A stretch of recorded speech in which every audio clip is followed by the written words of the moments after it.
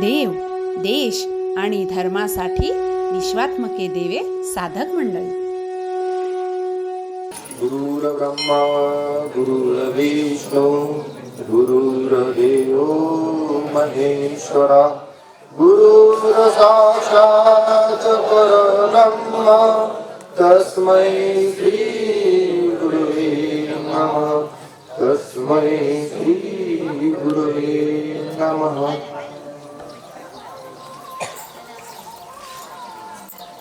तर बघा, आजचा हा महाशिवरात्रीची सकाळ आणि आता झालेलं आत्मचिंतन आणि आदिनाथ विश्वात्मकेश्वराचं दर्शन घेऊन आपण सगळे या धर्ममंडपामध्ये सहभागी झालेलो आहोत, येऊन बसलेलो आहोत.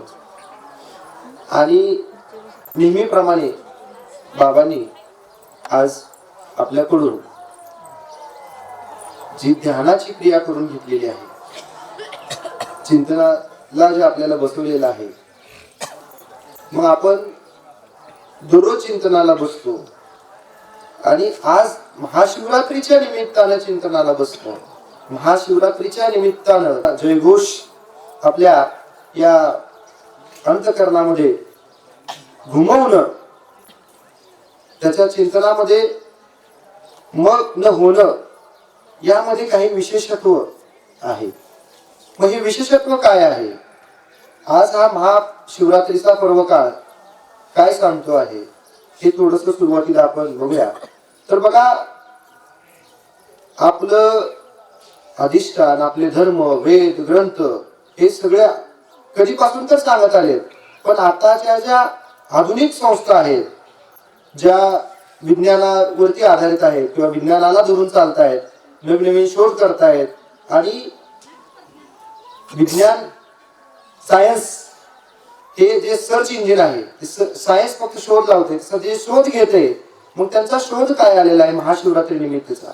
तर नासा ही जी आपली एक संस्था आहे, तर नासानं असं अनालिसिस केलं की महाशिवरात्रीचा जो पर्व काळ जसा जवळ येत जातो आणि महाशिवरात्रीचा जो दिवस आहे, या दिवशी आपल्या ब्रह्मांडामध्ये एक अशी ऊर्जा निर्माण होते आणि ती ऊर्जा निर्माण होते. मग त्या ऊर्जेचा स्रोत काय आहे?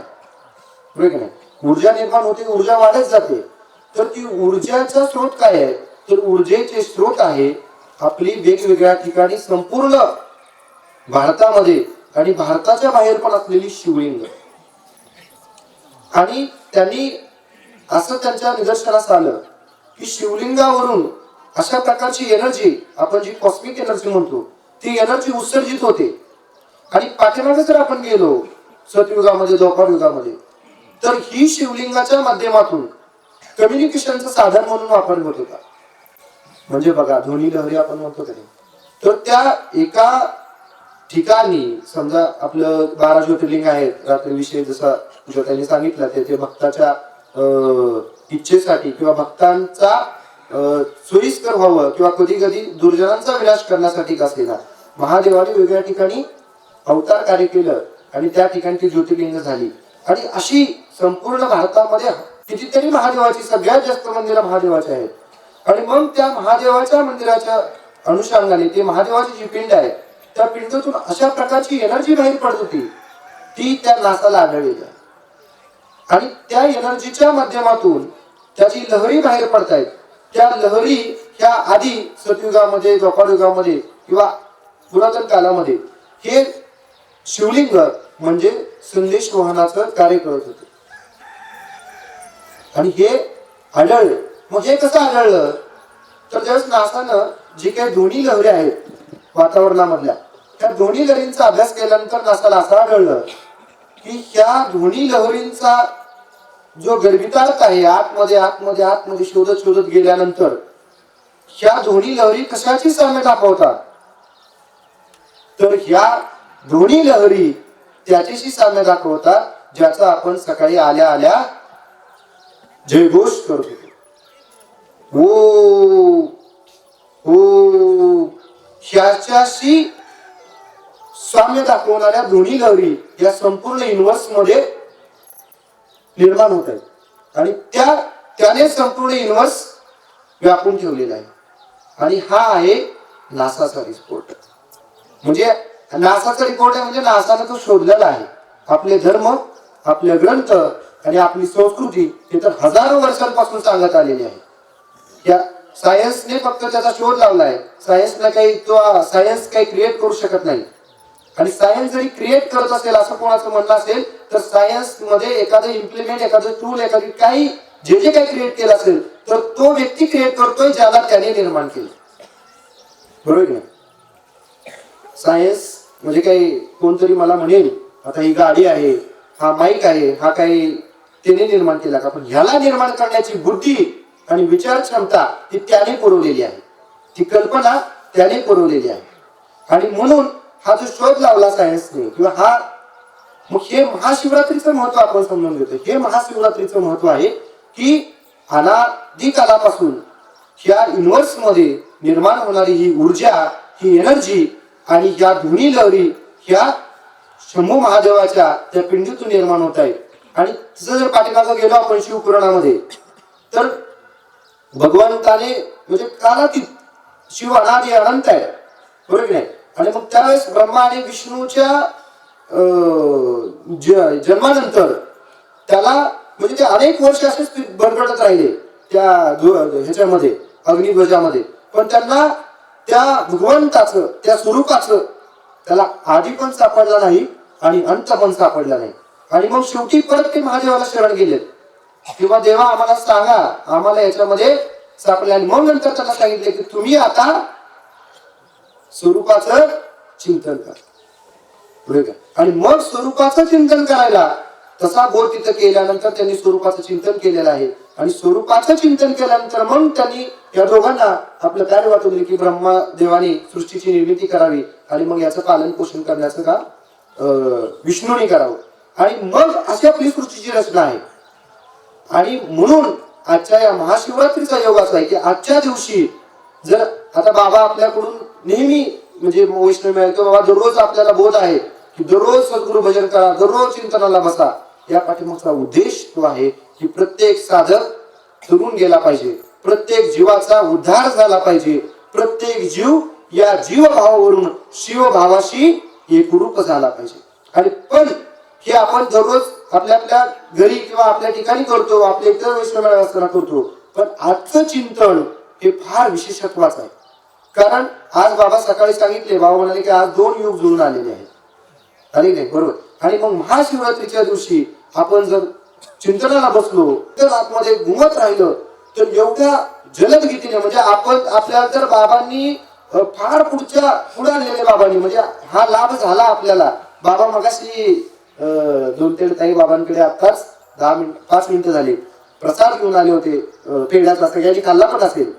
पण बाबा म्हणाले हा प्रसाद नाहीये, तुम्हाला जो बाबांनी प्रसाद दिलाय तो खरा प्रसाद आहे. ते जे नाम आपल्याला मिळालेले हा खरा प्रसाद आहे. कारण हा पेढा जेवण काही असेल ते प्रसाद संपवून जाईल. पण हे जे तत्व आपल्यामध्ये बाबांनी दिलेलं आहे, हे तत्वाचं जे रोपण आपल्यामध्ये केलेलं आहे, हे रोपण आपल्याला भवसागरातून तारून येणार आहे. तो प्रसाद कधीही संपणारा नाहीये. तो प्रसाद चिरकाल आनंद देणार आहे, चिरकाल आपल्यावरती त्या भगवंताची कृपा दृष्टी आशीर्वाद ठेवणार आहे.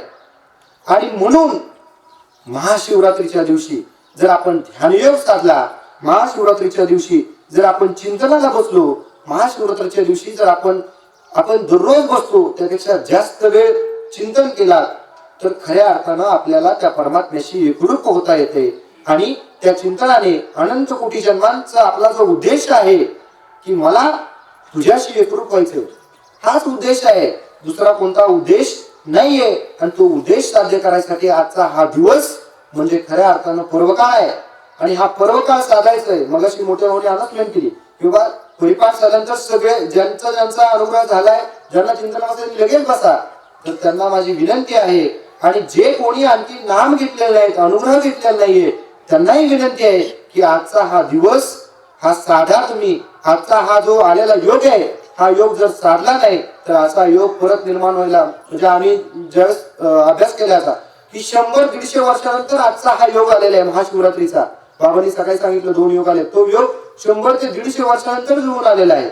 आणि म्हणून आजच्या दिवशी केलेलं चिंतन, भगवंताचं नामस्मरण किंवा नामाचं चिंतन हे खऱ्या अर्थानं आपल्याला तिथपर्यंत भगवंतापर्यंत जाऊन जाण्यासाठी आपल्याला पोचणार आहे. आणि त्यामुळे आपल्या अंतःकरणामध्ये असलेली जी 7 चक्र आहेत ती चक्र ऍक्टिव्ह होणार आहेत. आणि ती सर्व चक्र एका रेषेमध्ये येण्यासाठी तर हे करायचं आहे आपल्याला.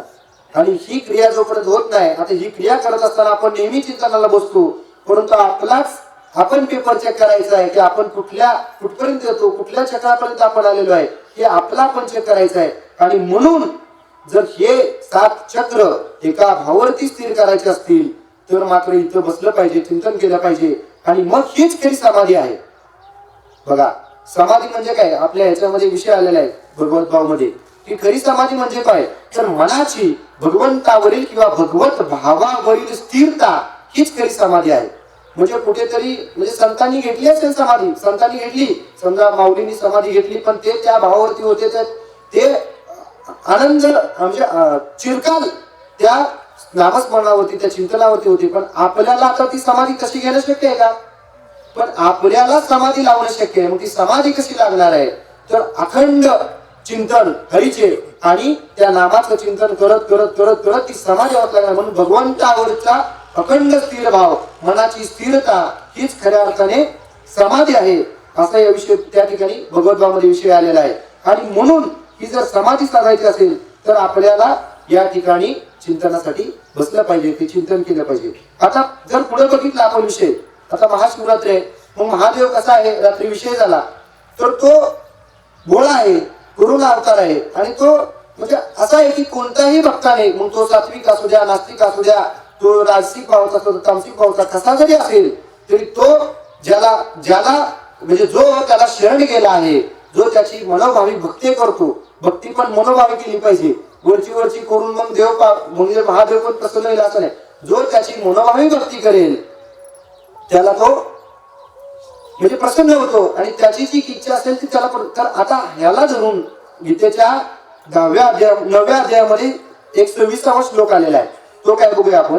जर एखाद्याने प्रेमाने आणि भक्तीने मला एखादे पान, फूल, फळ अथवा पाणी जरी अर्पण केले तरी मी त्याचा स्वीकार करतो. बरं काय, मग महादेव जो आहे भोळाशंकर त्याची भक्ती करत असताना सांगायचंय काय की त्याची भक्ती करत असताना आपल्याला आणखी रात्री विषय झाला कीर्तनामध्ये, पण आणखी काय कोणते हटयोग योग काय करायची गरज नाहीये. फक्त अंतःकरण शुद्ध करून फक्त भक्त या भावानं जायचंय, मी तुझा सेवक आहे या भावाने त्या ठिकाणी जायचंय. आणि आपल्याकडे आता जे असेल म्हणजे मग इथं सांगितलंय तुम्ही पाणी जरी अर्पण केलं, फूल जरी अर्पण केलं, फळ जरी अर्पण केलं किंवा पुढे म्हटले फक्त तुझा भाव जरी अर्पण केला तरी सुद्धा तो प्रसन्न होतो आहे. मग आपण बघा ह्याला धरून एक दक्षिण भारतामधली थोडीशी छोटीशी कथा आहे महादेवाच्या एका भक्ताची, ती आपण या ठिकाणी बघूया. तर बघा दक्षिण भारतामध्ये आता ते काल विश्वेश्वर म्हणून एक मंदिर आहे. तर तिथं काय झालं, एक शिकारी असतो, शिकारीचा मुलगा असतो तो. आता शिकारी म्हणजे कसे असतात, शेवटी ते थोडे नास्तिकच विचारत असतात ना. आणि मग तिथे एक वायुलिंग प्रकट होतं खूप मोठ्या अशा उंच टेकडीवरती. आणि मग त्या ठिकाणी काय झालं की एक योगी असायचे, योगी म्हणजे जे पूजा करतात ते असे म्हणजे समजा ब्राह्मण असतील किंवा पुजारी असतील तिथले. मग ते सगळे गावकरी मंडळी दररोज सकाळी सगळे गावकरी मंडळी एकत्र यायचे आणि त्यांच्यामधला एक तो पुजारी असतील किंवा ते ब्राह्मण असतील ते एकटेच तिथे जाणार वरती. हे सगळे लोक येणार एकत्र एका ठिकाणी थांबणार आणि तिथून ते एकटेच पुजारी फक्त जाणार, म्हणजे दर्शन सुद्धा त्यांनी एकट्यानेच घ्यायचं आणि तसं करणार. आणि मग ते जाणार तिथून पूजा करणार. आणि मग या पुजाराच्या अंतःकरणामध्ये ह्याचा अहंकार निर्माण झाला. आणि मग महादेवाला किंवा भगवंताला दाखवून द्यायचं होतं की माझी भक्ती ही खऱ्या अर्थानं कशी असायची पाहिजे. ही भक्ती काय माझं दर्शन घेणं हे काही एकासाठी नाहीये किंवा माझी पूजा करणं हे एकट्यासाठी नाहीये. आणि म्हणून तिथला एक तिन्ना म्हणून एक शिकारी राजा तिथला आणि त्याचा तो मुलगा होता. मग तो असाच एक दिवशी वरती डोंगरावरती गेल्यानंतर त्याला ते वायुलिंग दिसलं आणि ते बघितल्यानंतर त्याचा भाव निर्माण झाला.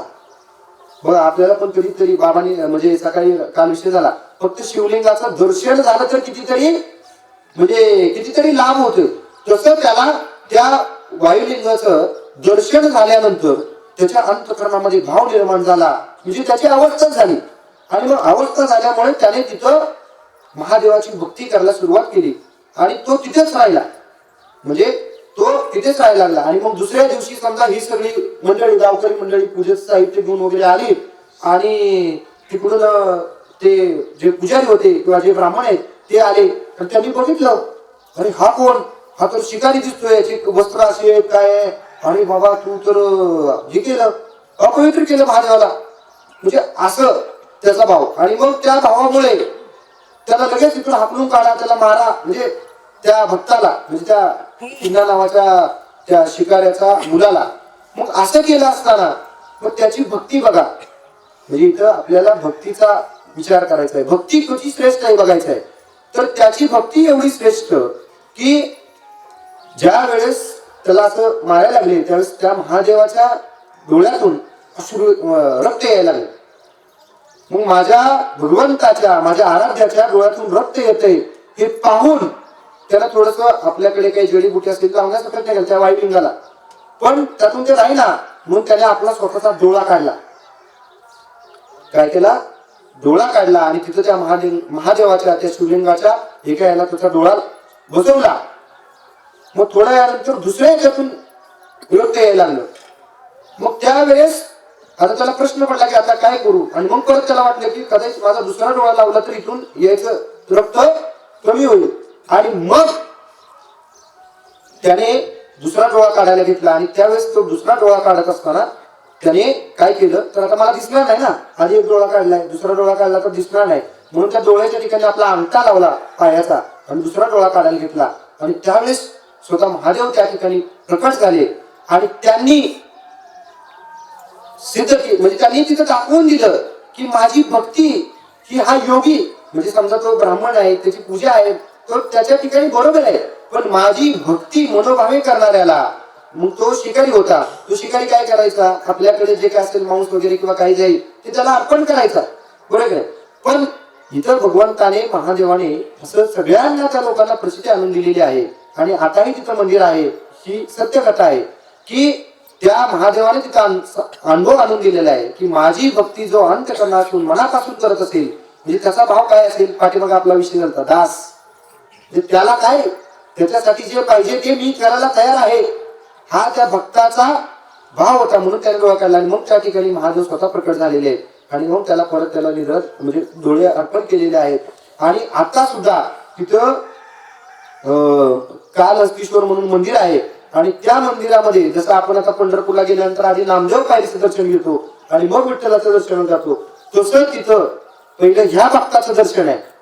बघा हिची भक्ती थोर, ही भक्ती थोर आहे तरी आधी त्या किन्नप्पाचं दर्शन आहे आणि नंतर मग तिथं वायुलिंगमचं किंवा वायू तत्वाचं दर्शन आहे. म्हणजे बघा, म्हणून ही भक्ती साधायची. म्हणून इथं सांगितलंय भक्ती करत असताना आपल्याला वेगळं कोणत्या आणखी काय करत बसायची गरज नाहीये, हेच झालं पाहिजे तेच झालं पाहिजे. म्हणजे हे जे कर्मकांड किंवा आपण विधी, योग याग विधी योगे नोही सिद्धी हे जे म्हटलं, तर याच्यामध्ये आपण न आल्यात का अंतःकरणापासून आपल्या आतमध्ये तो आवाज निर्माण झाला पाहिजे, आतमधून ती भक्तिभाव, त्या भगवंताविषयीचं अनन्य प्रेम आतमध्ये निर्माण झालं पाहिजे. मग ते आतून निर्माण झालं की मग मात्र खऱ्या अर्थानं त्या भगवंतापर्यंत पोहोचणार आहे. नाहीतर मग हा जर आपण योगी बघितला असा जो त्या भगवंताची किंवा त्या महादेवाची पूजा फक्त मी एकटाच करणार आहे आणि तिथं जर इतर कोण गेलं तर त्याला काहीतरी ते अपवित्र होते किंवा काय होते, या जर भावामध्ये असेल तर मग मात्र तो त्याचा अहंकार सुद्धा त्या ठिकाणी महादेवानी म्हणजे फाडून टाकलेला किंवा त्याचा अहंकार सुद्धा दहन केलेला, त्याला अहंकार त्याचा सगळा बाद केलेला आहे. आणि त्यालाही लक्षात आलं की माझ्यापेक्षा हा श्रेष्ठ झालेला आहे तिथं त्या ठिकाणी. आणि म्हणून मग यासाठी महादेव स्वतः योगी आहे. तो कसा आहे, योगीच आहे ना. म्हणजे सदा जर आपण बघितलं महादेवाचं स्वरूप बघतो किंवा त्याचे अनेक आपण फोटो बघतो, तो कसा असतो, नेहमी चिंतनामध्ये असतो, नेहमी स्वरूपामध्ये किंवा नेहमी स्वरूपावरती असतो. आणि म्हणून तो योगी आहे, तो शिव आहे. आणि आपल्याला या जीव भावावरून शिव भावावरती जात असताना क्रिया तीच आहे की तो ज्या स्थितीमध्ये बसतोय, तो ज्याचं चिंतन करतोय, त्या नामाचं चिंतन आपल्याला करायचंय आणि आपल्याला तो योग साधायचा आहे.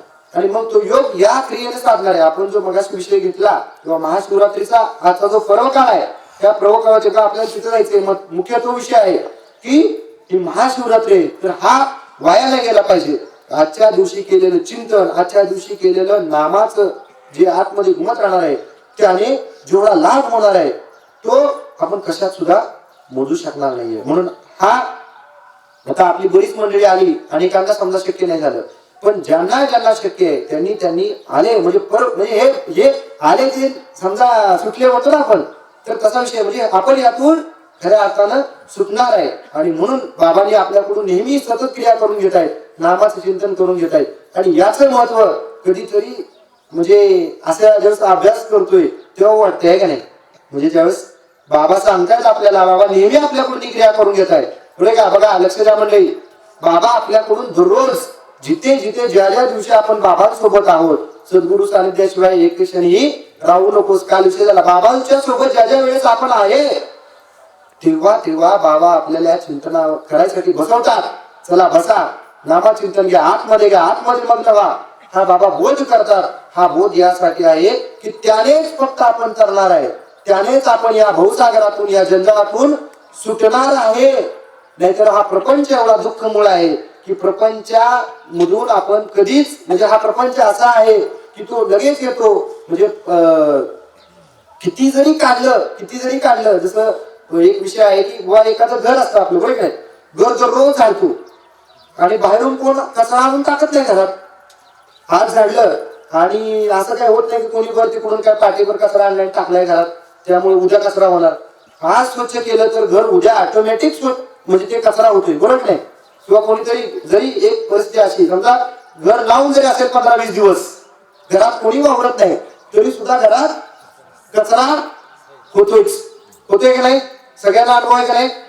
तसं जर या विचारांमध्ये हे जर आणि त्याची झाडायला लागते ना, मग तसं घेतलं झाडणी करायची. जर झाडणी नाही केली तर दररोज कचरा येणार आहे आणि जेवढे जास्त दिवस ते घर बंद आहे किंवा त्याची झाडणी होणार नाही तोपर्यंत कचरा वाढतच जाणार आहे, कचरा कमी होणार नाही. आणि तो कचरा जर काढायचा असेल म्हणजे तो तिथला आता समजा घरात तिकडनं सोडून द्या, पण आपल्यामध्ये असणारे अनंत जन्माचे जे संस्कार झाले आणि त्या संस्काराने ही जी माया आणि प्रकृती आहे ही जी आपल्यावरती या प्रपंचाच्या योगाने आपल्यावरती जे संस्कार होतात किंवा झालेले आहेत त्याप्रमाणे आपल्याकडून ज्या क्रिया होतात, आपण जन्मताच संसारिक आहोत ना. मग त्यामुळे हे जर काढायचं असेल तर या ठिकाणी प्रत्येक वेळेस बाबा ज्या ज्या ठिकाणी असतात, बाबा ज्या ज्या ठिकाणी आपल्याला बोलवतात त्या ठिकाणी यायचं आहे आणि तो विषय समजून घ्यायचा आहे. आता आपण जर बघितलं योगी बघितला, मग योगी हा कसा आहे, योगाचं महत्व, खरा योगी कोण, बघा खरा योगी कोण यासाठीचा विषय आलेला आहे ध्यानयोग मध्ये की योगी युजित सततात्मनम रहसी स्थित एकाकी यतचितात्मा निराशीर परिग्रह.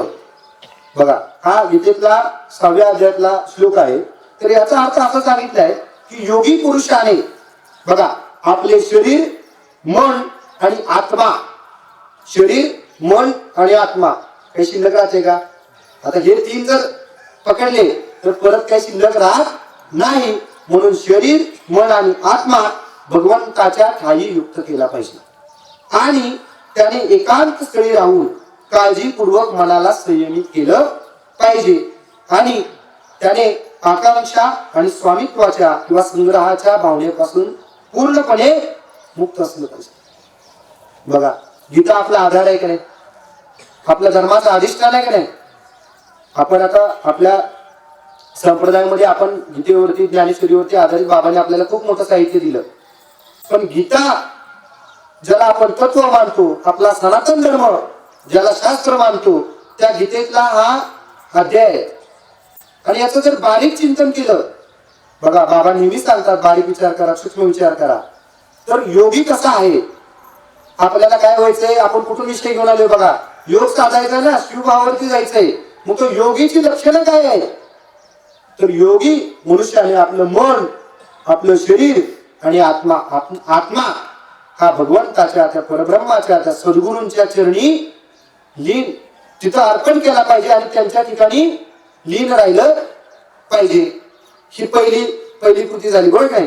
आणि दुसरी कृती काय सांगितले की एकांत स्थळी बसून मनाला संयम केलं पाहिजे. मनच आहे ना, मनामध्ये बाबा सकाळी सांगतात की बाहेरचं काय ऐकायला नाही आलं पाहिजे. म्हणजे काय बाबा सकाळी चिंतन करतात की बाहेरचं म्हणजे आतमध्ये तो मनाला एका त्या भगवंताच्या स्वरूपावरती, त्या नामाच्या चिंतनावरती एकाग्र करायचंय. आणि ते एकाग्र केलं तर मनाला संयमित करण्याची क्रिया होणार आहे आणि त्याने मग खऱ्या अर्थानं आपण त्या भावावरती सतत राहणार आहे. आणि मग त्यातून आपल्या अंतःकरणामध्ये तो भक्तिभाव निर्माण होणार आहे, ती भगवंताविषयीचं प्रेम. आता बघा, प्रेम जर बघितलं तर वेगळं आहे नाही, पण ते एका जर खरं म्हणजे आपण म्हणतो की प्रेम आहे, परंतु त्या ठिकाणी कसं असते मग प्रेम आहे त्याच्यावरती, त्यासाठी काय पण असते की नाही. पण जर इथं भगवंतावरती प्रेम निर्माण झालं, मन जर तिथं एकाग्र केलं तर किती लाभ होईल. हा पुढे विषय घेणार आहे मी तो लाभाचा, पण आता मी इथं कंटिन्यू करतो की पुढे एक विषय आलेला आहे. परवा मोठे भाऊनी मेसेज टाकला होता की आपल्या मंडळींपैकी गरीब कोण आहे का, असं त्यांना त्यांचा काहीतरी अनुभव आला, त्यांचा चिंतनाचा विषय आला असेल. तो विषय आलता की आपल्या मंडळीपैकी कोण गरीब आहे का. तर बाबांनी आपल्याला मगाशी बाबा म्हणाले की तुम्हाला जे प्रसाद बाबांनी दिलाय तोच खरा प्रसाद आहे. तसा बाबांनी आपल्या विश्वात्मक देव मंडळींना हे जे नाम दिलेलं आहे, त्या नामाचं मूल्य हे कशात मोजता येणार नाहीये. हे अनादिकालापासून आलेलं तत्व चांगदेवांना 1400 वर्ष तपश्चर्या करायला लागले यासाठी. आणि अशी अनेक उदाहरण आहेत, मी तिकडे जात नाही. पण हे जे आपल्याला मिळाले त्यामुळे आपली म्हणजे तुम्ही सोन्याहून पिवळे आहात हा बाबांचा आपल्याला आशीर्वाद आहे. आणि मग आपण किती श्रीमंत आहोत मग. आणि श्रीमंती आणखी आपली श्रीमंती किती आहे ही श्रीमंती पुढे मी तुम्हाला पुढच्या एका मेसेजमध्ये घेणार आहे. किंवा पण इथं विषय आलेला आहे किंवा आपण आपल्याला बाबांनी हे नाम दिल्यानंतर, हा अनुग्रह दिल्यानंतर आणि हा विषय समजून सांगितल्यानंतर ज्याला हा विषय समजलाय त्याच्या एवढा भाग्यवान आणि श्रीमंत कोण नाहीये. आणि मग तसं असताना बघा, तसं असताना आपल्याला बाबांनी जीव भावावरून शिव भावावरती घेऊन जात असताना बाबा आपल्याला तुम्ही योगीच आहात हे सांगत असताना श्लोकाचा पुढचा विषय आहे की योगी मनुष्याने आकांक्षा आणि संग्रहाच्या किंवा स्वामित्वाच्या भावनेपासून मुक्त असलं पाहिजे. बघा, ही भावना सोडवणं म्हणजेच खरी मुक्त आहे. खरी मुक्ती ही आहे काय. आपल्याकडे आता अनेक अशी मंडळी आहेत, त्यांच्याकडे बघितलं ना तर खरं जाणवतं की खरेच ही यातून बाहेर आले बरं का, हे का नाही. अशी मंडळी काय आपल्याला अशी डोळ्याने बघितली की आपल्याला जे त्याला माहित असते ते की कोणाचा हा भाव गेलेला आहे, कोणाच्या अंतःकरणामध्ये कशाची आकांक्षा आणखी राहिलेली नाहीये, किंवा मी कोणतरी आहे हा जो स्वामित्व भाव आहे, किंवा माझं हे काहीतरी आहे. स्वामित्व म्हणजे काय, बरोबर नाही, माझंच ना. एखादा म्हणजे पोझिशन, एखादी गोष्ट माझी आहे किंवा माझ्यामुळे आहे, हे जे स्वामित्व आहे किंवा संग्रह आहे ना, असतो आता संग्रह करण्याचा संस्कार आपल्यावर संस्कार झाले त्याप्रमाणे संग्रहाचा हव्यास असतो. संग्रह करायसाठीच करतो आपण अनेक वेळा, नाही का, नाही का नाही. संग्रह चालू असतो नाही, बरोबर की नाही. काही मंडळी संग्रह थांबतोय का, पण आपलं अधिष्ठान काय सांगतंय, आपली गीता काय सांगते, हा का हे जे गीतेमधला हा जो श्लोक आलेला आहे याचा आधार काय आहे, स्वतः भगवंतांनी सांगितले. गीता काय अशी म्हणजे ही नाही ना, स्वतः भगवंताच्या मुखातून प्रकट झालेली आहे. आणि म्हणून इथं सांगितलेले आहे की आकांक्षा, आपल्या वेगळ्या इच्छा आहेत त्याचा त्याग केला पाहिजे, त्यातून मुक्त राहिलं पाहिजे. आणि मग बाबा सांगतात संचिताचे तुम्ही स्वागत करा. काल विषय झाला इथे, संचिताचं स्वागत करा, स्वागत करता आलं पाहिजे संचिताचं. मग ते संचिताचं स्वागत करायचं नंतर आपल्या आकांक्षा सुटल्या पाहिजेत. आकांक्षा जोपर्यंत सुटत नाही तोपर्यंत संचिताचं स्वागत करता येत नाही. आणि ज्यावेळेस आकांक्षा संपतील त्यावेळेस कसला सुख दुःख भाव, यश अपयश भाव राहणार नाही, किंवा ते म्हणजे तो द्वैत भावच राहणार नाही. आणि मग ह्या द्वैत भावाचा जो मूळ आहे त्या मुळावरती इथं याच्यामध्ये तो जो शेवटचा भाग केलाय रहसी तिथं काय सांगितले या ठिकाणी की यथ चितात्मा निराशीर परिग्रह, म्हणजे तू या ज्या स्वामित्वाच्या किंवा संग्रह करण्याच्या ज्या इच्छा आहेत, आकांक्षा आहेत, तर यापासून आपल्याला मुक्त राहायचंय. बरं मुक्त का राहायचंय? आणि बाबांनी आपल्याला मगाशी विषय झाला, मग किंवा आपल्याला बाबांनी जे दिलेलं आहे त्याची कशातच गणना करता येणार नाही. आणि मग पुढे विभूती योगामध्ये एकदा भगवंतांनी म्हटलेलं आहे की सर्वात बघा हे सर्वात सुंदर ऐश्वर्यवान, धैर्यवान, गुणवान, ज्ञानवान किंवा कीर्तिवंत किंवा राजा हा कोण आहे? माझ्या एका अंशाचं प्रतीक आहे. काय सांगितले? आपल्याला बाहेर दिसणाऱ्या या सृष्टीमधल्या सर्वात तेजस्वी, ऐश्वर्यवान, गुणवान, धनवान, आणखी काय राजा असेल ते माझ्या एका अंशाचं प्रतीक आहे. मग हे एका अंशाचं प्रतीक ते जर एवढं विशेष, आता आपल्याकडे असा एखादाच असतो ना, राजा म्हणजे आपल्या धर्मग्रंथानुसार राजा म्हणजे पंतप्रधान असतो. आता बाबा आपला मोदी हे त्या आपल्या धर्माचं अधिष्ठान घेऊन चालते, बरोबर आहे. मग ते हा राजा हा भगवंत म्हणतात माझ्या एका अंश, माझा फक्त एक अंश येतो. मग तो भगवंत कसा असेल? कसा असेल? आणि अर्जुनाचा जर अनुभव बघितला त्या विश्वरूप दर्शनामधला पुढचा, तर तो काय म्हणतोय, त्याला सगळं दिसायचंच बंद झालं, तो भयभीत व्हायला लागलाय. त्याला ते जे प्रकाश होत आहे त्यातून त्याला ते म्हणजे सहनीय नाहीये झालेली, म्हणजे त्याला तो बघू शकला नाहीये. म्हणजे एवढं विशेष ते असलेलं भगवंताचं स्वरूप. आणि मग आपल्याला बाबा कुठे घेऊन चालले? त्या अंशाकडे घेऊन चालल्या किंवा त्या स्वरूपापर्यंत घेऊन चालल्या किंवा त्या संपूर्णाकडे म्हणजे त्या पूर्णार्थाकडे घेऊन चालल्या. हा म्हणजे आपल्याला जर तो पूर्ण परब्रह्म परमात्मा त्याच्याशी एकरूपतेकडे बाबा आपल्याला घेऊन चालले आणि आपण आणखी त्या अंश होण्यासाठी प्रयत्न करतो, नाही का? मला गुणवान व्हायचंय, ऐश्वर्यवान व्हायचंय, आणखी कोणाला तेजस्वी व्हायचंय, आणखी काय आपण कशासाठी प्रयत्न करतोय? त्याच्यासाठी करतोय ना, अंश. आणि भगवंत म्हणतोय की त्या अंश तो फक्त अंश आहे. आणि बाबा म्हणतात की तुम्ही त्याच्याकडे चला, तो त्याच्यापेक्षा श्रेष्ठ आहे. आणि मग जर त्याला मिळवणं, बघा हे अंशाचं प्रतीक असं असताना, म्हणजे आपली जी कथा आहे की त्या ठिकाणी पुढे जो म्हणजे सगळे खुर्ची ठेवले, तिथं जो जाऊन पोहोचेल तो राजा, आणि इकडे सगळे आयटम मिळते. आणि मग आपण काय करतो की छोटं जे काही गावं लावडण, घर, गाडी, बंगला, नोकरी किंवा आणखी काय थोडासा हे ह्याच्यामध्ये आपण अडकतो. ते अंश आहे ना, तेवढा पुढचं चॉकलेट दिल्यासारखं. आणि त्या जे 7 चक्राचा याच्यामध्ये अभ्यास करता पुढे जाईल तसं रिद्धी सिद्धी प्राप्त होतात. आणि म्हणून जर त्या कुणीचे महात्मे मार्गदर्शन करायला नसतील तर तो अडकतो. तो विषय कसा आहे की आपल्याला बाबा त्या भगवंतापर्यंत, त्या सद्गुरूंपर्यंत, अंतिम स्वरूपापर्यंत घेऊन चाललेले आहेत. आणि आपण मात्र त्या स्वामित्वाच्या आकांक्षाच्या भावनेमध्ये किंवा मी काहीतरी आहे, माझ्यापाशी काहीतरी आहे, किती तुटपंज आहे आपल्यापाशी आहे ते, किती तुटपंज आहे ते आपण विचारच करत नाही. आणि आपल्याला खूप विशेषत्व वाटतं ना आपलं स्वतःच, वाटतं का नाही? खूप विशेषत्व वाटतं. पण आपल्यापेक्षा पण ह्या सृष्टीच्या निर्मिताने खूप विशेष अशी रचना केलेली आहे, खूप विशेष असे जीव निर्माण केलेले आहेत. आपल्याला बुद्धी दिली असेल, आपल्याला कार्य करण्याची क्षमता दिली असेल, विचार दिला असेल, परंतु काही जीव ते सोडून बाकीच्या जीवांना सुद्धा खूप काही विशेष दिलेले आहे. आपण जर 4 दिवस आंघोळ नाही केली तर, त्या ठिकाणी गोमाता 4 दिवस, आपण 4 दिवस दररोज आंघोळ घालतो गोमातेला, किंवा इतर समजा पक्षी आहेत 4 दिवसात कधी आंघोळ केली त्यांनी बघितली? झाड आहेत. म्हणजे आपल्याला वाटतं आपण लय विशेष आहे, पण आपल्यापेक्षा पण या सृष्टीच्या निर्मिताने फार विशेष अशी तत्व किंवा विशेष अशी रूपके त्याला तयार करून ठेवली. आणि आपल्याला वाटतं मीच काहीतरी विशेष आहे, हे का नाही? आणि मग ते म्हणतात ना, त्या बाबांनी भगवद्गीतेमध्ये विषय सांगितलेला आहे की त्या डबक्यातल्या बेडकाला वाटतं तो माझा समुद्र आहे. आणि आपलंही तसंच होते कधी कधी की त्या डबक्यातच असतोय आपण, मला वाटतं अरे मी झालो की काय, नाही का नाही? होते की नाही असं काहीतरी? किंवा मला फार काहीतरी म्हणजे मिळालं, मला नाही का नाही मिळालं, आणि ते मिळालं म्हणजे किती आहे ते, किती पुरणार आहे ते. आणि असे किती जन्मामध्ये हे मिळालं आणि किती दिवसामध्ये निघून गेलं का ते राहिलं हातामध्ये, किती जरी कमवलं तरी.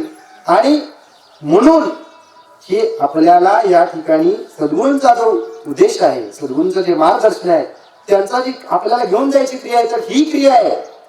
हा श्लोक जर बारकाईने बघितला तर आपल्याला ते योगी व्हा, तुम्ही योगी व्हा, हा योग साधा, हा पर्वकाळ साधा, भगवंताच्या नामाचं चिंतन अंतकरणामध्ये सतत होऊ द्या. भगवंताचं सद्गुरूंचं भजन दररोज करा, बाबा नेहमी सांगतात. आणि त्यामुळे एकांत स्थळी बसून या केलेल्या चिंतनाने भगवंताशी एकरूप होता येणार आहे. आपण योगी होऊ. आणि पुढे हा विषय सांगितला की आकांक्षा आणि स्वामित्वाच्या भावनेपासून मुक्त राहा. मग ही मुक्त अवस्था असेल तर मग या योगाने आपल्याला संचिताचं स्वागत करता येणार आहे. मग ते कसंही येऊ द्या, बाबा म्हणतात नाही कसंही येऊ द्या. आणि कसंही येऊ द्या, हे कसंही आलं तर चालतंय बरं का, पण त्यासाठी इथं पाहिजे. या म्हणजे ज्या वेळेस आपण त्या ब्रह्मभावापासून दूर असतो आणि ज्यावेळेस मग असे काही प्रारब्धाचे झटके बसतात तेव्हा मात्र दुःख होते. आणि जेव्हा आपण या ब्रह्मभावावरती असतो, जेव्हा इथं बाबांशी, त्या परमात्म्याशी, त्या सद्गुरूंशी आपण कनेक्टेड असतो, कॉन्टॅक्ट असतो, तेव्हा काही येऊ द्या, काही सुद्धा फरक पडत नाही. हा अनेकांना अनुभव आलेला आहे. आणि म्हणून बघा, म्हणून जर बघितलं त्या सृष्टीच्या निर्मितीने केलेलं, आता भगवद्भावामध्ये सांगितले की हेच म्हणजे समाधान हेच करिअर आहे. करिअर या प्रकरणामध्ये विषय आला की समाधान हेच करिअर आहे. मग हे करिअर साधायचंय. करिअर कोणतं साधायचंय म्हणजे त्या भगवंत जर विषय बघितला, पाठीमागे पण आपला विषय झाला की त्या स्वरूपाशी एकरूप होणं, ज्या उद्देशाने मनुष्य देह मिळालाय आणि जी इतर साधनं मिळतात जन्माला आल्यानंतर जगताना, ही साधनामध्येच अडकून न बसता त्या जर स्वरूपाशी एकरूप होण्याच्या क्रियेशी आपण संलग्न झालो तर आपल्याला तो जर प्राप्त झाला तर आपण या सगळ्या सृष्टीचा मालक होणार. त्याच्याशी प्रजंत्र सृष्टीचा मालक आहे तो. आणि आपल्याला तिथं तुमचं दाखवाची पाहिजे असते, हे की नाही.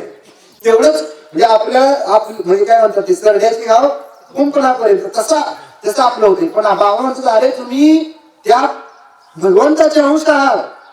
श्रीपाद बाबांनी आपल्याला ह्या विषयासाठी बाबांनी हा यत्न उभा केलेला आहे. आणि बाबा रायजाचा बाबा आपल्याला हा विषयासाठी ते झटतायत. हा विषय मुरवायचा आहे त्यांना आपल्यामध्ये. तुम्ही ते आहात. म्हणजे तुम्ही इथे ह्या छोट्यामध्ये अडकून बसू नका. आणि मग यातून बाहेर निघायचं असेल तर मग हा विषय साधायचा. तर पुढे बघा एक उदाहरण आहे त्या करिअरमध्ये.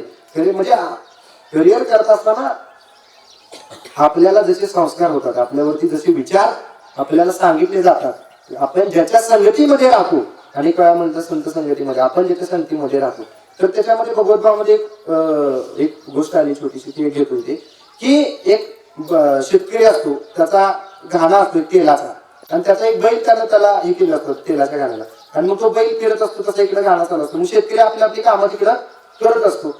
आणि मग ती कामं करत असताना हा बैल काय करत असतो, तर त्याचं जे रुटीन आहे, त्याला जे काही कर्म दिले, त्याला जे काही त्याच्या वाटेला जे कार्य आलेले आहे, तो कार्य तो तत्परतेने करत असतो. बघा अशी काही आपण जर बारकाईने बघितलेले असे काही जीव असतात किंवा असे काही आपल्यामध्ये पण असतात.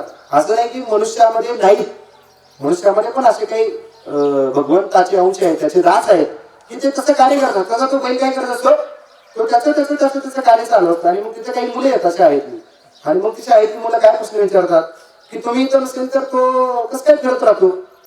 तर तो म्हणतो त्याची त्याला सवय लागली आणि तो फिरत राहतो. मग तुम्हाला कसं कळतं तो थांबला तर, नाही तो थांबत नाही. मग त्याच्या गळ्यामध्ये घंटी बांधली आणि त्या घंटीमुळे जर आवाज थांबला तर मला कळतं की तो थांबलाय म्हणून. मग तो मुलं शेवटी मुलं म्हणतात मग त्याने मान हलवली तर, म्हणजे त्याला नुसतीच मान हलवली तर, फिरलाच नाही आणि नुसतीच मान हलवली तर. बघा, पण मग त्या शेतकऱ्यांनी जो बोध केलाय तिथे, तो बोध महत्वाचा आहे, तो आपल्या जीवनासाठी घ्यायचा आहे. तिथून तो बोध घ्यायचा आहे की तो शेतकरी चार मुलांना म्हणतो की त्याला कोणी शिकवलंच नाही, काय त्याला कोणी शिकवलंच नाही की तू मान नुसते हलवत बस, बरोबर आहे. मग तसं काय होतंय आपलं, आपण कधी कधी काय करतो, नुसती मान हलवतो, हे नाही. आपण लगेच पळवाटच करतो ना, कुठंतरी कशी पळवाट आपल्याला. पण खरं काय कार्य काय करायला पाहिजे, जे कार्य आपल्याला आपल्या वाट्याला आलेलं आहे, जे कर्म आपल्या वाट्याला, ते करत राहायचंय ना नित्य. त्याला बघितलंय का, तो जो फिरणारा त्या बैल आहे तेलाच्या गाडीचं, त्याला तो बघत नाही की त्यामध्ये काही बिया टाकलेत का, तिकडे तेल निघतंय का, त्याच्यातून पेंट तयार होते का, काही नाही. त्याला तिथं बांधला आणि त्याला चालू केला की तो फिरत राहतो, त्याचं कार्य तो करत राहतो. मग तसं आपण काय करतो, आपल्याला कसं काही दिलं की आपण म्हणजे आपण असं करतो, लगेच काहीतरी पळवाट कुठंतरी शोधायची, आणि मग म्हणजे जो मुख्य विषय आहे, जो मुख्य उद्देश आहे, जे कार्य आपल्याला निवडून दिले, त्या कार्यापासून आपण भरकटतो. आणि मग अशी जी काही तत्व आहेत, पंचमहाभूत जर बघितलं, यांचं जर बघितलं, म्हणजे जमीन आहे समजा, जमीन कधी बघते का काय तू गवत उगवतंय का पिकच उगवतंय किंवा असं काही जमिनीला कधी भेद केलाय का या मातीनं धरणी मातीला कधी भेद केलाय की मी गवताला माझ्यातली खतं देणार नाही पिकाला देणार असं तिने कधी भेद केलाय का? सूर्याने कधी भेद केलाय का की बाबा मी काहीतरी चांगल्याच लोकांना प्रकाश देणार आहे आणि इतर दुर्जन आहेत त्यांना काही सूर्यप्रकाश देणार नाही असं त्याने कधी भेद केलेला नाही. किंवा वायू आहे आपण सगळ्यांच्या आतमध्ये जो जातोय बरोबर नाही श्वास तो काय आहे का असा की कुठेतरी नाही बाबा मी आता इकडे जातच नाही किंवा याला नाही भेटणार असं काही नाही का? किंवा वृक्ष आहे आपण आता वृक्ष संवर्धनाचं काम बाबांनी आपल्याकडे वृक्ष त्याला कधी असं केलंय का की एकालाच सावली दिली आणि त्याच्या काय किंवा एकालाच फळं दिले ते नाही बाबा हे तुलाच हा आपण करतो का नाही? आपल्याकडून होतं की नाही कळत न कळत होतं का नाही कधीतरी हा? आणि मग त्याने निर्माण केले आपल्यालाही त्यानंच निर्माण केले त्यांनाही आपण त्यानेच निर्माण केले. मग खऱ्या अर्थानं माणसाला वाटतं की आम्हीच फार काहीतरी आहोत वाटतं की नाही आपण काहीतरी कार्य करतोय पण ते त्यांचं कार्य की निष्काम भावावरती कार्य चालू आहे अशा म्हणजे हे जे आपण आता बघितलं असे मग हे बाबांना आपल्याला ह्या कार्यात हे जे आपल्या बाबांनी आपल्याला कधी कधी म्हणजे मी बारीक विचार करता करता असं मला वाटलं की बाबांनी आपल्याला वृक्ष संवर्धनाशी जोडलं की झाडं लावा मग आपण अनेक ठिकाणी झाडं लावतो नाही का चालू आहे आपलं कार्य. पण त्यातून जर बोध घेतला तर त्यांच्याकडे बारकाईनं बघितलं तर त्यांचा निष्काम भाव कधी आपण जाणून घेतला तर बघा ना म्हणजे ते आणि आपण म्हणजे आपल्या निष्काम भावाने त्यांचं रोपण करतोय आणि त्यांचा निष्काम भाव किती आहे बघा त्या झाडांचा की फुलं आहेत फळं आहेत काय आहे सगळं कोणाला पाहिजे त्याला घेऊन जा हा माझं काही नाही कोणतरी येतो लावतो कोणतरी तोडतो निघून जातो बरोबर आहे. पण त्याला कधी काय केलंय का नाही यालाच लावलंय मी यालाच फळ देणार आहे हा. मग आपलं मात्र असं होते कधी कधी आणि म्हणून कुठेतरी गडबड होते आणि ही गडबड नाही झाली पाहिजे. आपल्याला सुद्धा या निष्काम भावाने आपलं कर्म करता आलं पाहिजे. काय म्हणतात आपलं ते लेकरू आणि दुसऱ्याचं ते कार्ट असा भाव आपल्यामध्ये नाही आला पाहिजे. म्हणून सगळ्यावरती म्हणजे भगवंत सद्गुरू बाबांनी कधी केलं बाबांनी सगळ्यांवरती सारखी सगळी कृपादृष्टी नाही बाबांचा सगळ्यांवरती असं नाही तसं. मग योगी किंवा महात्मे किंवा त्या शिवभावाशी होताना आता आपण आज महाशिवरात्रीच्या निमित्ताने जीवभाव शिवभाव यावरती आपल्या भगवत भावामध्ये फार चिंतन झाले किंवा मनुष्य जवळजवळ ईश्वरच आहे त्यामध्ये पण विषय झाला. मग आपल्याला त्या ठिकाणी त्याच्याशी आपला बाबा घेऊन जात असताना आपल्याला त्या भावाशी कनेक्ट व्हायचे आपल्याला तो भाव घ्यायचा आहे तो भाव साधायचा आहे तो घेता आला पाहिजे आपल्याला. आणि म्हणून आपल्याला या प्रपंचातली जी काही ही सोबती लागलेत नाही किंवा आपल्यावरती जे असे काही संस्कार झाले काय ते संस्कार बाद करायसाठी इथे यायचे आणि मग ही झाडणी करून घ्यायची आणि नुसती झाडणी करून इथंच फक्त झाडलं आणि झालं नाहीये ते परत जाऊन परत या झाडणीसाठी परत हजर राहायचं परत तत्पर राहायचं आणि कार्यामध्ये लिहून जायचंय. नाहीतर मग आपल्याकडून जर असं ते मान हलवण्यासारखा प्रकार व्हायला लागलं तर मग मात्र आपण फसवणूक करणार आहे नाही का नाही. म्हणजे फसवणूक कोणाची होणार आहे किंवा नुकसान कोणाचं होणार आहे आपलंच होणार आहे ना. महात्म्यांचा उद्देश आहे की प्रत्येक जीवाचा उद्धार झाला पाहिजे आणि मग तो उद्धार प्रत्येक जीवाचा करत असताना आपलंही कर्तव्य आहे की त्यांच्या चरणी आणि त्यांनी जी आपल्याला अनुग्रह प्रबोधाची जी रीत दिलेली आहे त्या रीतीनं जे काही त्यांनी आपल्याला काय सांगितले आहे जे चिंतनाला भाव बसवतात त्यामध्ये बसलं पाहिजे आलं पाहिजे आणि ते केलं पाहिजे. आणि तर मग मात्र हे आपल्याला साधता येणार आहे. नाहीतर मग मात्र आपण जर अशा पळवाटा शोधायला लागलो तर मग मात्र आपलंच नुकसान होणार आहे हे आपण जाणलं पाहिजे. आता बघा की आता अनेक ठिकाणी म्हणजे आपण जर बघितलं आपल्या भारत भूमीमध्ये तर जिथे जाईल तिथे आपल्या धर्माचा अधिष्ठान आहे बरोबर नाही. अनेक वेळा परप्रांतीयांनी त्यावरती आक्रमण करण्याचा प्रयत्न केला आपली मंडळं तोडण्याचा प्रयत्न केला पण तरीही आज आपली महादेवाची हजारो मंदिरं किंवा लाखो मंदिरं आज या भारत भूमीवरती आणि संपूर्ण देशामध्ये आहेत का नाही. आणि हे आपल्या धर्माचा अधिष्ठान आहे आणि या मंदिराच्या माध्यमातून आपण जिथे जिथे आपले अधिष्ठान निर्माण होत आहे तिथे तिथे हे सर्व मंडळी याची एनर्जी ऊर्जा जशी बाबांनी आपल्याला हाही विषय सांगितला जशी पॉझिटिव्ह एनर्जी आहे तशी निगेटिव्ह एनर्जी आहे संपूर्ण सृष्टीत भरलेले आहे. देव आहे तसे दानव आहेत आहे की नाही सत्व भाव आहे रजो भाव आहे तमोगुण आहे. आणि मग पण आपल्याला भविष्यामध्ये जात असताना आणि भविष्याकडे बघत असताना आपल्याला ही आपली अधिष्ठान आपली प्रतीक आपले धर्माचे आधार जे आहेत हे टिकले पाहिजे, हे जपले पाहिजे. त्याच्यासाठी आपण अविरत कार्यरत राहिलं पाहिजे. आणि ज्या कार्यामध्ये रत राहिल्यानंतर या प्रत्येक जिथे जिथे आपलं मंदिर आहे, जिथं जिथं आपलं अधिष्ठान आहे, जिथं जिथं महादेवाची म्हणजे आता ज्या ज्या ठिकाणी आता भक्ती केलेली आहे, कुणी भक्ती केली, आता रात्रीविषय झाला, रामेश्वरम आहे, सोमनाथ आहे, त्यानंतर मार्कंडेय ऋषीचे एक अनुभव आहे की त्यांनी त्या ठिकाणी यम आले होते, बरोबर का नाही, यम नाही, पण त्यांनी काय केलेलं आहे, महादेवाच्या पिंडीला घट्ट मिठी मारलेले आहे. आणि त्या का मग फक्त काय असं मग आता आपण कोणतं म्हणून चला बाबा यम आले तर मी जातो महादेवाच्या पिंडीला मिठी मारतो, त्यांना होणार आहे का? ते नाही होणार आहे. त्यांचा तो भक्ती आहे, इथं भक्ती श्रेष्ठ आहे. आपण पहिल्यापासून विषय बघत आलोय. आज महाशिवरात्रीच्या पर्वकाळी हा योग साधत असताना आपल्याला योग असा नाही होणार आहे म्हणजे जर फक्त बोलून किंवा नुसत्या गप्पा करून परमार्थाचा होणार नाही, तर आतमधून भगवंताविषयी अनन्य प्रेम निर्माण झालं पाहिजे, भगवंताविषयीची अनन्य भक्ती आपल्या अंतःकरणातून झाली पाहिजे. तेव्हा ते योग साधणार आहे, तेव्हा त्या परमात्म्याशी आपण एकरूप होणार आहे. आणि मग भगवंताचं आपण त्यानंतर विषय बघितला की भगवंताला काही म्हणजे पान फूल फळ जे काही आपल्याकडे असेल किंवा पाणी जल जे आपल्याकडे असेल ते अनन्य भावाने अर्पण केलं तर तो त्याचा स्वीकार करतो आहे. आणि त्याचा स्वीकार करणारा एवढा कृपाळू असणारा भगवंत परमेश्वर, मग त्याची भक्ती करत असताना आपल्याला त्या भावाने केली तर मग जो मार्कंडेय ऋषींना जो अनुभव आलेला आहे त्यावेळेस त्या अनुभव त्यांना जो अनुभव आला किंवा त्यांच्या बरोबर जी घडलेला आहे ते आपल्या बरोबर ती कुठं कुठं घडत असते नाही का. म्हणजे तिथं जो अनुभव आला त्यांना त्यावेळेस म्हणजे मी असं म्हणत नाही की बाबा यमच आपल्याला आल्यावरती खूप पावते, पण आपल्यावरती असा काहीतरी प्रसंग आलेले असतात. ते बाबा कुठून कशी कृपा करतात, बाबा कोणाला काय मेसेज देतील, कोणाला काय मेसेज करतील आणि त्यातून कसा कोणाचा तो आलेला काळ निवारून जाईल हे काही सांगता येत नाहीये. बाबा असं प्रत्येकाला वेगवेगळ्या ठिकाणी वेगवेगळे अनुभव आलेले आहेत. आणि मग हे धर्माचं अधिष्ठान आपल्यापाशी आहे. मग तिथे काही यम आल्यानंतरच महादेवाच्या पिंडीला मार्कंडेय ऋषींनी ज्याप्रमाणे मिठी मारली आणि महादेवांनी स्वतः सेवा दिली आहे किंवा त्यांना हे केलंय की आयुष्य दिलेलं आहे, तर तसं हे नाहीये. तसं जर बघितलं तर बाबा सांगतात की खूपच आयुष्य पाहिजे असं काही नाहीये. हा तुम्हाला काही 100, 200, 500 वर्ष आयुष्य दिलं म्हणून काही होणार आहे का? जेवढे मिळाले तेवढ्यामध्ये हे साधायचं आहे.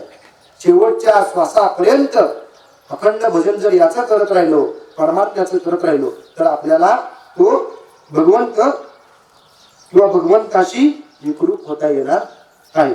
आता बाबांचा एक मेसेज आला होता की भगवंताने मनुष्याची निर्मिती करताना सुंदरता, शक्ती, धन किंवा कमवायची क्षमता किंवा जगण्यासाठी ज्या ज्या गोष्टी आवश्यक आहेत त्या गोष्टी दिल्यात. पण एक वस्तू अशी आपल्या पायाजवळ ठेवलेली आहे, ती म्हणजे शांती. ती म्हणजे कोणती? शांती, बरोबर. आणि मग आपण कोणता विषय बघितला होता की समाधान हेच करिअर आहे. करिअर आता प्रत्येकाचं करिअर चालू नाही का नाही. कोणाचं काही, कोण शेतकरी आहे, कोण नोकरदार आहे, कोण डॉक्टर आहे, कोण वकील आहे, कोण इंजिनियर आहे, कोण शिक्षक आहे किंवा कोण आणखी वेगवेगळ्या पेशामध्ये आपलं कोण काही आपल्याला उदरनिर्वाह करण्यासाठी काहीतरी करत असेल. मग ते काय आहे? करिअर आहे ना. किंवा कोण वेगळ्या क्षेत्रामध्ये नोकरी करतो, हे करिअर आहे ना. मग करिअर कोणतं सांगितलंय मग आपल्या भगवद्गीता सेतूमध्ये की समाधान हेच करिअर आहे. मग आपल्या करिअरमध्ये आता इथं बसल्यामध्ये खूप मंडळी आहे, बरोबर नाही. आपण जे करिअर करतोय, आपण ज्या नोकऱ्या करतोय, आपण जे आणखी काय करतोय, त्यात आहे का समाधान? भेटले का कोण आहे का असा मी माझी नोकरी करतोय आणि मी फार समाधानी आता त्याच्यामध्ये आहे का नाही? काहीतरी तिथं त्रास असतो, बॉस असतो किंवा आणखी काहीतरी असते का नाही? चिरकाला आनंद आहे का तिथं? किंवा तो समाधानाचा भाव आहे का? मग तो समाधान तिथं नाही. म्हणून हे करिअर म्हणजे समाधान साधन आहे. आणि हे समाधान कुठं मिळते? संतांच्या शरणागतामध्ये, संतांच्या चरणी, संतांना शरण गेल्यामुळे तिथं समाधान मिळतंय. आणि म्हणून सगळं दिलंय. बाबांच्या मेसेजमध्ये असं सांगितले की भगवंताने मनुष्याला सगळं दिलंय. निर्मिती करताना सुंदरता दिली, धन दिलंय, त्याला लागेल तेवढं आयुष्य दिलंय किंवा त्याला आणखी जमीन दिली, सगळं दिलंय. पण आपल्याजवळ काय ठेवलंय? शांती ठेवली. आणि मग त्या आपल्या करिअर साधायचंय की ते समाधान साधण्यासाठी, समाधान आणि शांती हे दोघं सुखी भावात सारखे आहेत ना. जिथं शांती आहे तिथं समाधान आहे, बरोबर नाही. सुख शांती समाधान आपण म्हणतो. जिथं सुखी आहे, जो समाधानी आहे तो सुखी आहे, बरोबर नाही. जो समाधानी आहे तो सुखी आहे. जो समाधानी नाही, जे आपल्याला प्राप्त आहे त्या प्राप्तमध्ये जो समाधानी नाही तो सुखी असणार आहे का? जर बाबांनी आपल्याला एवढं देऊन, बघा आता असे पण काही असलं कधी कधी कोणाच्या मनामध्ये, नवीन नवीन साधकाच्या मनामध्ये होतो प्रश्न तरी, बाबांनी आपल्याला एवढं देऊन सुद्धा आपण जर त्यात सुखी किंवा नसू, आणखी काहीतरी वेगळा विचार येत असेल तर, म्हणजे वेगळं करिअर काहीतरी सुचत असेल तर, मग ती शांती किंवा ते समाधान होणार आहे का? खरं करिअर होणार आहे का? हे खरं करिअर साधत असेल तर इथं बाबांनी सांगितले समाधान सांगितलंय, आणि ते समाधान साधण्यासाठी शांती पाहिजे. बरोबर का? मनाची शांती पाहिजे ना. मन शांत नसेल तर समाधान कसं मिळेल? मन जर आपल्याला वेगवेगळ्या आकांक्षामध्ये घेऊन जात असेल, वेगळ्या आकांक्षाकडे आपल्याला घेऊन जात असेल, हे पाहिजे ते पाहिजे, असंच पाहिजे तसंच पाहिजे, त्याच्यामध्ये जर आपण अडकत असू तर मग शांती नाही मिळणार. आणि शांती नसेल तर समाधान नाही, आणि समाधान नाही म्हणजे करिअर नाही. मग किती करिअर करा, हे भौतिक स्वरूपाचं किती जरी करिअर करण्यासाठी धावलो तरी खऱ्या अर्थाची खरी समाधान, खरी शांती ही भगवंताच्या ठाई आहे. आणि म्हणून ही जर त्यामुळे काय होते मनुष्याचं की ही शांती कुठे आहे? भगवंतापाशी. आणि त्याला शरण न गेल्यामुळे हा दुःखी होतो, कष्टी होतो. आणि मग खरं ज्ञान इथं खरी मी काय तर ज्ञान नाही ना, खरं ज्ञान नाही, खरं ज्ञान सांगणार नाही. रात्रीचा विषय झाला किंवा तो गेलाय कोणाकडे सांगला, तर सांगणारच जर असेल तर, सांगणार शाळा नसेल तर, सांगणार शाळा नसल्यामुळे ती शांती तिथं आहे. ते शांती जर एखादा म्हणतो, लहान मुलाला सांगतो नाही 10वी कर झाला आता तुझं, 12वी कर झालं तुझं, आता एवढं ग्रॅज्युएशन झालं नाही लगेच तू निवांत, हे का नाही, असं चॉकलेट द्यायची म्हणजे लहान मुलांना. तसं ह्या परमार्थाच्या प्रवासामध्ये खरी शांती तिथं आहे. हा सांगणारा जर नाही भेटला त्याला शरण जा म्हणजे तू सुटशील. हे जर सांगणारा नाही भेटला आणि मग कुठेतरी इंद्रिय किंवा आणखीन काहीतरी त्याच्यामध्ये जर आपल्याला अडकवलं, किंवा त्या जसं त्या 7 चक्राच्या याच्यामध्ये थोडं पुढे जर रिद्धिसिद्धीमध्ये अडकला किंवा अडकवलं तर मग मात्र काय होणार नाही. म्हणजे हे प्रपंच, मला ते काल हे मी पण अमोल भाऊनी पण विषय घेतला की परमार्थ करणारे जास्त पातक होते. कुणाकडून जास्त पातक हे परमार्थ करणाऱ्याकडूनच होते, कारण त्याला ज्ञान असून पण तो साधत नाही. बरोबर नाही? आणि म्हणून बाबा सांगतात की तो रडत बसतो. आणि म्हणून शांती ही भगवंताच्या चरणाजवळ आहे. मोक्ष हा, आनंद हा, समाधान हा भगवंताच्या चरणाजवळ आहे. म्हणून भगवंत संत आपल्याला ओरडून ओरडून सांगतात की शरण जा उदारा पांडुरंगा, त्याला शरण जा, त्याच्या चरणी लीन व्हा, त्याने आपल्याला हा मोक्ष साधता येणार आहे. तिथं समाधान मिळणार आहे, तिथं शांती मिळणार आहे. आणि आपलं हे जीवनाचा प्रवास कशासाठी चाललाय? प्रपंच करतोय, प्रपंच तरी कशासाठी करतोय? सुख शांती आणि समाधानासाठीच करतोय ना, का वेगळा काही उद्देश आहे का? म्हणजे मला सांगा, आपण जर प्रपंचामध्ये नोकरी करतो, आणखी काय करतो, किंवा शेती करतो, आणखी जे जे काही करत असेल त्या पाठीमागचा उद्देश काय आहे? सुख शांती आणि समाधान हे सोडून वेगळं काही आहे का? आणि मग महात्म्यांचं असं बाबांनी असं सांगितलेलं आहे की सुख शांती आणि समाधान हे त्याच्या ठिकाणी, त्याच्या चरणाशी आहे. म्हणून शरण जा उदारा पांडुरंगा, तिथे जर शरण गेला तर हे तुम्हाला प्राप्त होणार आहे. मग इतर मग कुठल्या व्याधी येणार नाहीत, आणि मग प्रपंचातलं दुःख आपल्याला ते दुःख वाटणार नाहीये. आणि म्हणून भगवंताच्या चरणाशी जो स्थिर आहे त्याला प्रपंचाची काळजी करायची गरज नाहीये, कारण प्रपंच त्यांच्या डोक्यात राहत नाही. कुणाच्या? जो शिवभावावरती आहे, जो योगी आहे, जो भगवंताचा सनातन सेवक आहे, जो भगवंताचा अनन्य दास आहे, त्याच्या डोक्यामध्ये प्रपंच राहत नाही. कारण तो सतत सतत सतत त्याच्या डोक्यामध्ये फक्त भगवंताच्या विचारात, त्याच्या चिंतनावरती तो असतो. आणि म्हणून बाबांचा मेसेज असा आहे की जर आपल्याला खरं आपण ज्याच्या शोधात आहोत, म्हणजे खरं सत्य आहे तेही बाबांनी सांगितले की तुम्हाला तिकडे जायचंय. तुमच्या जीवनाचा उद्देश काय? आपल्या सर्वांच्या जीवनाचा उद्देश काय? मनुष्याला जो जन्म मिळाला जो आहे त्याचा उद्देश काय? तर परमानंदाशी एकरूप होणं. बरोबर नाही? आणि तो उद्देश त्यांनी दाखवला. आणि दुसरी गोष्ट, प्रपंचामध्ये जे आपण शोधतोय, प्रपंचामध्ये आपण काय शोधतोय? सुख शांती आणि समाधान. आणि हे पण त्याच्या चरणाशी आहे. हेही त्यांनी सांगितलं. मग एवढं उलगडा करून दिलेला असताना सुद्धा आपण आणखीन अडकतो, आपण आणखीन नको त्याच गोष्टी करत बसतो. आणि बघा, ज्या वेळेस आपण असं काहीतरी प्रापंचिक व्याधी येते किंवा काहीतरी काळाच्या ह्याच्यानुसार एखादी गोष्टी येते प्रपंचामध्ये, तेव्हा याच्याशी इथे बाबांच्या स्वरूपाशी, बाबांच्या विचारांशी जेव्हा कनेक्टेड होतो तेव्हा ते जाणवतं का? कधी कधी निघून गेलं ते तर कळतं का? किंवा बाबांनी आपल्याला त्या प्रापंचिक व्याधी किंवा जे वेळेनुसार काही होते कालगतीनुसार त्याची कधी म्हणजे तीव्रता जाणवत नाही. बरोबर, हे कशाचा परिणाम आहे? महात्म्यांच्या विचारांचा परिणाम आहे. हा विचार आपल्यामध्ये राहिले पाहिजे. सुख शांती समाधान आपल्याला त्यांच्या म्हणजे सद्गुरूंच्या, त्या पांडुरंगाच्या, त्या परब्रह्माच्या, त्या शिवाच्या, त्या स्वरूपाच्या चरणी लीन होण्यातून मिळणार आहे. मग तो आपला म्हणजे तो आपला परमार्थ सगळा किंवा आपला सगळं जीवन सफल झाल्याचा अनुभव येणार आहे.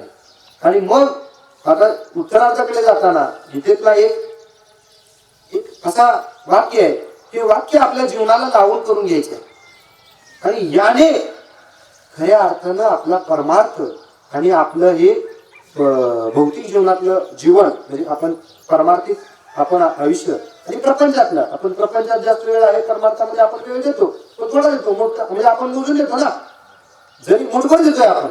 मग तो देत असताना आपण प्रपंच करत असताना सुद्धा परमार्थाच्या किंवा त्या भाववरती राहण्यासाठी त्यामध्ये एक छोटस वाक्य आलं आहे की कर्मप्य एक कर्मोप्य एक तस्य देवस्य सेवा. सर्वांसाठी एकच कर्म असावं आणि ते म्हणजे भगवंताची भक्तिमय सेवा. बघा, आपण जी काही कर्म करतो वेगळी कर्म करतो ना, पण सांगितले काय? आपल्यासाठी एकच कर्म असावं. मग हे कर्म केलं ना, म्हणजे हे जर कर्म केलं तर इतर कोणती कर्म जरी झाली तरी त्याचा बाधक आपल्याला लागणार नाहीये. बाबाने आपल्या निष्काम भावमध्ये तो विषय सांगितलाय. पण हा विषय इथं तुम्हाला सांगायचं असं की आपल्याला बाबांनी ज्या बोधावरती आणलेला आहे की भक्ती शाश्वत आहे, भक्तीच शाश्वत आहे. शाश्वत काय? कशाची नोंद होते तिथं? बाबाने सांगितलं भावाची नोंद. कशाची नोंद होणार आहे? भावाची. आपण जे कार्य करतो त्या कार्यकर्त्याच्या पाठीमागं आपलं भाव काय आहे, आपल्या अंतःकरणामधला भाव काय आहे, त्या भावाची नोंद तिथे होत असते. आणि भक्ती शाश्वत आहे आणि परम सत्याच्या सेवेप्रित्यर्थ हे प्रत्यक्ष कर्म आहे. भक्ती हे प्रत्यक्ष कर्म आहे. म्हणून या ठिकाणी आपल्याला आपण जे कर्म करतो, जे कार्य करतो ते कशासाठी असावं? भगवंताची भक्तिमय सेवा. काय करण्यामध्ये?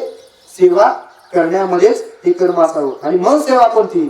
मग प्रत्यक्ष कर्म कोणतं? बाबाने आपल्याला सांगितलेलं आहे हेच आपली सेवा आहे, हीच आपली प्रत्यक्ष कर्म आहेत की नित्यनिमित्ताने सकाळचं सद्गुरु भजन करायचंय, आत्मचिंतन करायचंय. आजचा जो आपण विषय घेतला सुरुवातीला की बाबा या योगाने आपण तुरून जाणार आहे. आज महाशिवरात्रीच्या निमित्ताने ज्यावेळेस स्वतःचे चिंतन करू, पाठ मान ठेवून 7 चक्रांचं ज्यावेळेस आपण एका रेषेमध्ये आणू. आता तो पण विषय जर बघितला, बाहेर जर बघितलं तर आज महाशिवरात्री आहे, अनेक ठिकाणी कार्यक्रम होतील, असू शकतात समजा किंवा असतील पण. आणि मग बसले चिंतनाला 7 चक्र एकत्र आणायचे, होईल का एका दिवसात? हा, पण बाबांनी आपल्याला कधीपासून क्रिया चालू केलेली आहे. हा, म्हणजे जरा बारीक विचार केला की क्रिया आणि या क्रियेचं महत्व, तर एवढ्या दिवसापासून क्रिया सुरू केली म्हणून आता कुठेतरी थोडा येते ना, वर वर वर वर यायला लागले ना. आणि मग जर आता महाशिवरात्री आहे, 100 वर्षांनी हा योग जुळून आलाय असं म्हणून जर आज बसला तर होणार आहे का? नाही होणार आहे. आणि म्हणून महात्मे आपल्याला 100 वर्ष पुढं काही लागणार होतं यासाठी मागच काहीतरी प्रयोजन केलेलं का नाही? हा, पुढे कुठेतरी असा योग येणार आहे आणि ह्या योग साधायचा असेल तर ह्या लेकरांना, त्या लेकरांचा उद्धार होण्यासाठी ही क्रिया त्यांना माहित पाहिजे. बरोबर ना? हे त्यांची कृपा आहे, हाच त्यांचा आशीर्वाद आहे. हीच खरी भक्तीचं म्हणजे शक्तीत रूपांतर आहे. आणि म्हणून बाबांची जी तळमळ आहे की नित्यनिमित्ती कर्म करत असताना ब्रह्ममुहूर्तावरती सद्गुरु भजन केलं पाहिजे, ब्रह्ममुहूर्तावरती आत्मचिंतन आपण दररोज आपल्याकडून झालं पाहिजे. बाबा म्हणजे भजन ग्रुपवरती वगैरे कोणाचं राहिलं तर आपल्याला वाईट वाटतं, पण बाबांना त्यापेक्षा असं वाटतं की कोणाच तरी राहिलं, आज निघाला तो, तर तो राहिला पाहिजे. सगळेजण आतमध्ये या, आतमध्ये या. हा साधा म्हणजे बाबांची हे आहे. त्यानंतर आपल्याला जे काही आता जो बघितलं प्रत्यक्ष कर्म आहे, तर ते करत असताना आपल्याला जे नियत कर्म जे आले वाट्याला, ते निष्काम भावानी कर्म करणं हीच भगवंताची भक्तिमय सेवा आहे. आणि देव, देश आणि धर्माच्या विचारासाठी बाबा आपल्याला घेऊन जात असताना आपला देव, आपला देश, आपल्या धर्माचे अधिष्ठान आणि आपला धर्माचा विचार हा चिरकाल टिकला पाहिजे. येणाऱ्या पिढीपर्यंत हा विषय गेला पाहिजे. आपले अनेक ग्रंथ आहेत ज्याचा आधार आज मोठमोठ्या संस्था आणि विज्ञान घेते, तर ते आपलं आहे, ते जाणलं पाहिजे. त्याचा आपण अभ्यास केला पाहिजे. वेगवेगळ्या ग्रंथांचा आपला अभ्यास केला पाहिजे आणि हे करायचंय. आणि ते करत असताना बाबांनी जे आपल्याला कार्यामध्ये रथ केलेला आहे, कोणत्या कार्यामध्ये? वृक्ष संवर्धक, भू संवर्धक आणि ईश्वर सेवक हे जे कार्य करायचंय, हे जो बाबांनी मेसेज दिलाय की हे व्हा तुम्ही, इतर काहीतरी व्हा तुम्ही, पण हे व्हा. कारण हे होणं कठीण आहे. ते होता येते का सहजासहजी? येईल तेवढ्या पुरतं होता येतो, पण आयुष्यभर पण हे व्हा, हे साधा. कारण प्रपंच हा दुःखमय आहे, तो आपल्याला सोडणारच नाही. पण भगवंताचा भक्तिमय सेवेमध्ये निमग्न होत असताना देव, देशाचा विचार, धर्माचा विचार, आपल्या धर्माचे अधिष्ठान असलेले देव, देश आणि धर्म याच्या विचारामध्ये आपल्याला निरंतर आणि सतत प्रयत्नशील राहून हा विचार पुढे गेला पाहिजे. यासाठी कार्यरत राहायचं आहे. आणि मग खऱ्या अर्थाने ही महाशिवरात्र आणि महादेवाची पूजा आणि त्या शिवभावाची एकरूपता आणि ती योगी पण तो योगी होता येणार आहे आणि तो साधता येणार आहे. हीच खऱ्या अर्थाने महात्म्यांच्या चरणी पूजा आहे. हीच खऱ्या अर्थाने महात्म्यांच्या चरणी लीन भाव आहे. झालेली सेवा सद्गुरू चरणी अर्पण करून कुंडली हरिविठ्ठल श्री ज्ञानदेव भगवान की जय. महाराज की जय.